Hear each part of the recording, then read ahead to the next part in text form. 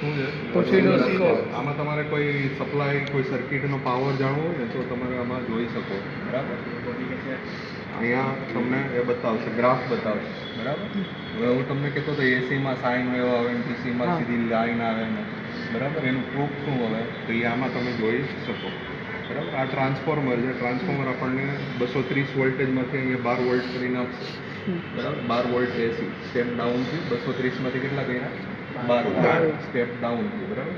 તો એ 12 વોલ્ટ આપણે અહીંયા આપશો એટલે અહીંયા તમને એસી સાઇન વેવ જોવા મળશે. એટલે દોરી દે ને એ તમને અહીંયા જોવા મળશે બરાબર. એસી પાવરની સાઇન વેવ અહીંયા તમને જોવા મળશે. જો આ નોઇઝ સિગ્નલ છે આ મોડું છે ને અમારા શરીરમાં નોઇઝ આમાં જાય છે ને એ સિગ્નલ બતાવે છે બરાબર.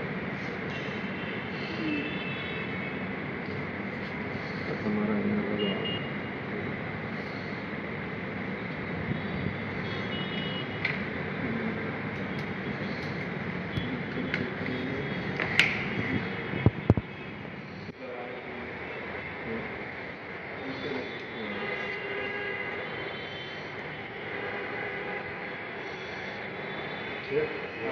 બરાબર. એસી બતાવે છે રેડી. આજે હું તમને કહેતો હતો ને એસી સાયકલ છે એસી જેવું થોડુંક લાગે છે ને સાઈન વેવ કહેતો હતો ને એસી પાવર આવે સાયકલ આવે આ 50 હર્ટ્ઝની એક સાયકલ છે. હવે હું તમને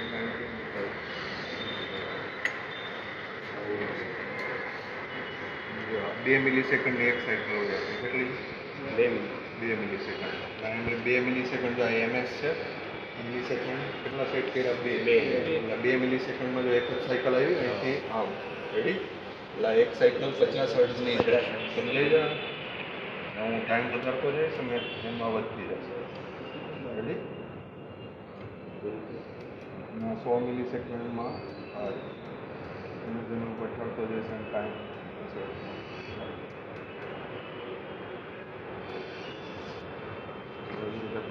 બરાબર. આજે ઓછી સ્પીડ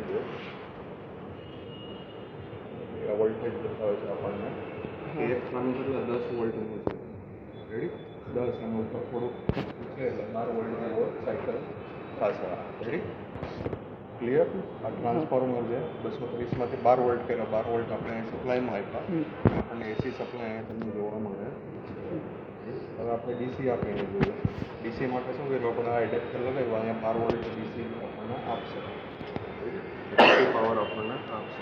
ડીસીનું કેવું દેખાશે હવે ડાયરેક્ટ સીધી લાઈન જ દેખાશે બરાબર. જેટલા વોલ્ટેજ હશે ને એની લાઈન સીધી તમને દેખાશે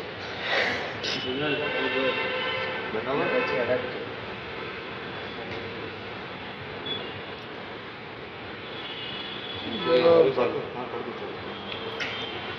છે લાઈન સીધી જાય આમાં તમને ખબર નહીં પડે. આને ચાલુ કર્યું ને આ 0 વોલ્ટેજ હતા રેડી. વોલ્ટેજ વધી ગયો બરાબર. પણ એકદમ સીધી જ લાઈન છે. આમાં એવું નથી કે સમય યારે ઉપર નીચે થાય છે કન્ટિન્યુ વોલ્ટેજ મળે છે. ડીસીમાં સીધી લાઈન તમને જોવા મળે.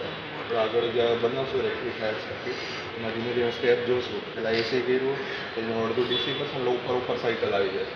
પછી આમાં ફિલ્ટર કરશો એટલે એ સીધી લાઈન જોવા એકદમ પ્યોર ડીસી પાવર છે એટલે એકદમ સીધી લાઈન જોવા બરાબર.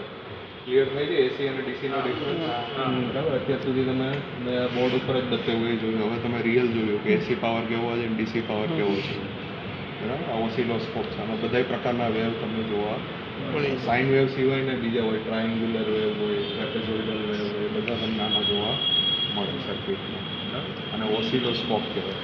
10 મેગાહર્ટ્ઝ 10 મેગાહર્ટ્ઝની फ्रीक्वेंसी पर काम कर रहा है.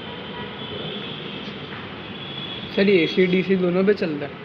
हाँ इसको पावर एसी देना पड़ता है इस तरह से लेकिन दिखाएंगे एसी डीसी सब ठीक है.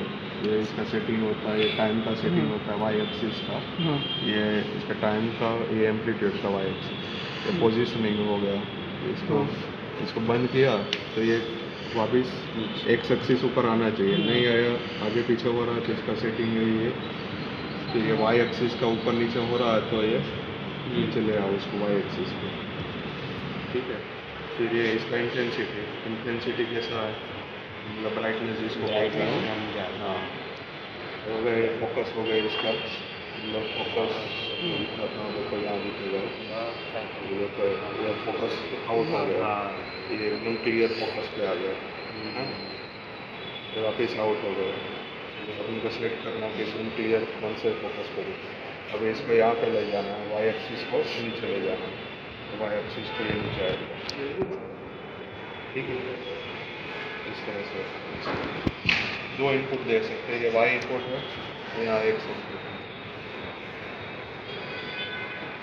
બરાબર સમજાઈ ગયું ભાઈ બધાને?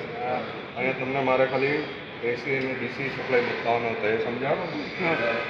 એસીમાં સાઇન વેવ, ડીસીમાં સીધી લાઈન, બરાબર? અને સાઇન વેવ એક સાયકલમાં બતાવી 2 મિલી સેકન્ડની છે, એટલે તમે કન્વર્ટ કરો 1/2 મિલી સેકન્ડ એટલે તમને 50 જવાબ મળે, 50 આપણી ફ્રીક્વન્સી 50 હર્ટ્ઝ, એટલે એ સાયકલ એક સેકન્ડમાં 50 હર્ટ્ઝ